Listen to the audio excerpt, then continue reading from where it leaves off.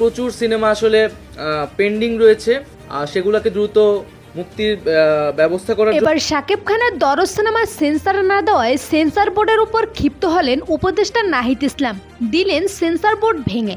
শাকিব খানের দরদ সিনেমা এখন পর্যন্ত সেন্সরের জন্য মুক্তি পাচ্ছে না। এর মধ্যে পরিচালক অনন্য মামুন একাধিকবারের প্রতিবাদও করেছেন। অবশেষে সেন্সর বোর্ড নতুন করে গঠন করা হলেও সেন্সর পাচ্ছে না একাধিক সিনেমা। তবে এই নিয়ে এবার কথা বললেন উপদেষ্টা নাহিদ ইসলাম। গতকাল তিনি এক সংবাদ সম্মেলনে বলেন, আমাদের চলচ্চিত্র জগতের দিকে নজর দিতে হবে।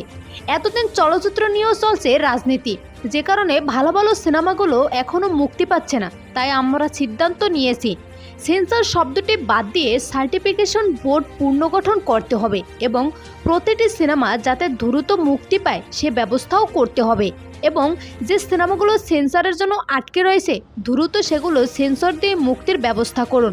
উল্লেখ্য, দরদ সিনেমা অন্যান্য দেশে সেন্সর পেয়ে গেছে, এখন শুধু বাংলাদেশে সেন্সর পেলেই মুক্তির তারিখ ঘোষণা করবেন পরিচালক অনন্য মামুন। সো ভিউয়ার্স, দরদ সিনেমার অপেক্ষায় কি আপনিও রয়েছেন? থাকলে জানিয়ে দিন কমেন্ট করে।